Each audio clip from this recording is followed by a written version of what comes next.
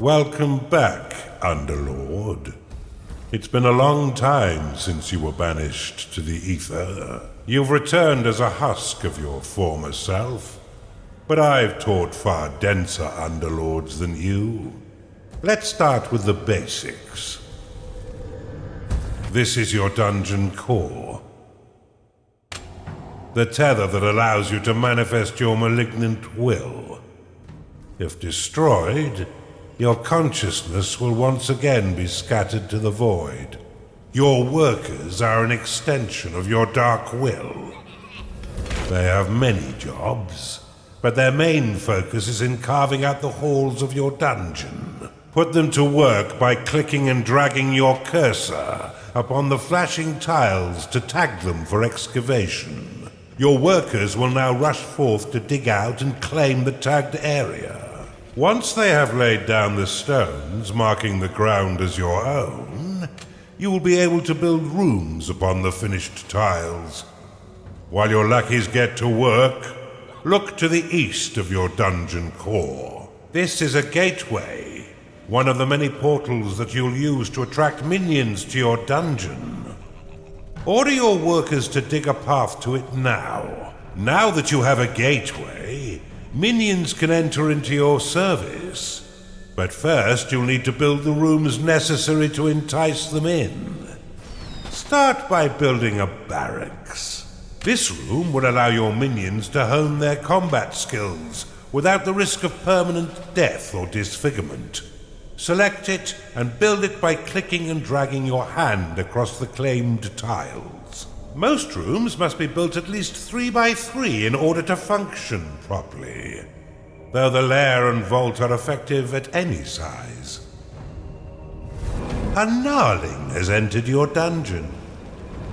Attracted by the barracks, these green-skinned scrappers aren't quite right in the head, and they'll happily hack at your foes until someone is dead. Outside of combat, gnarlings will train themselves within your barracks. You can pick them up with a click if you find them slouching off, then deposit them anywhere within your dungeon with a right click. For further entertainment, you can always put yourself directly into their head by casting possession upon them. Possession will allow you to inhabit the mind of a minion, allowing you to see through their eyes, control their movement, and activate their abilities. Don't worry, Underlord. You'll soon get used to this. Now you can control your minions' movement with the W, A, S, and D keys, and change their unique quickbar abilities using the number keys. Left-click to use their current ability. Push the escape key to end possession. Workers will fortify walls automatically when they've completed all their other tasks. Now that you have some minions, you will need to cater for their basic needs. First, build a lair, so the pitiful little meat sacks can get some rest. Well done. But see how your gold reserves have been depleted. Command your workers to mine some of the nearby gold by tagging the gleaming tiles.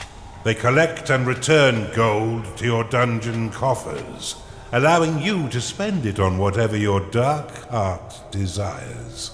Your core can store up to 16,000 gold pieces.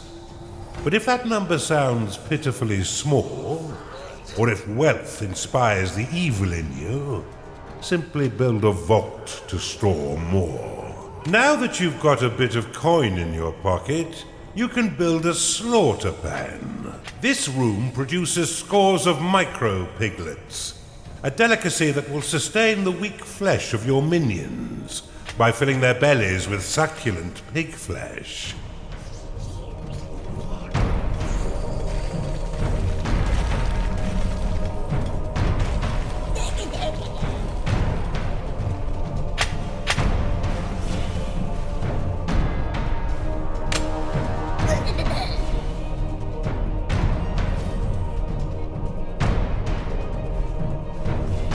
A gnarling has entered your dungeon.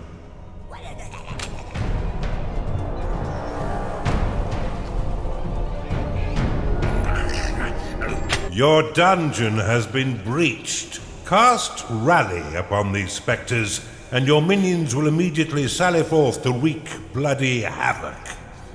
Your core is taking damage.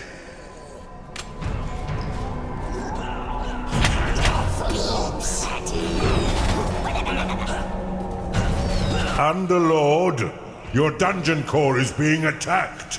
Well done.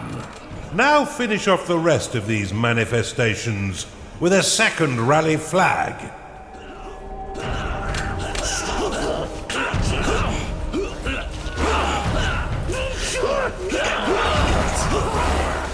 You can cast Recall upon a minion to immediately return them to your dungeon. Though if they are attacked as it channels, then the spell will fizzle into nothing.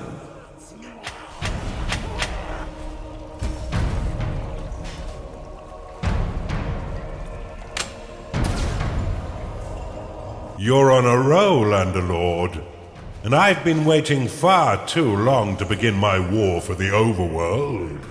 Let us enter the realm of Kairos and continue your retraining against a more fitting enemy.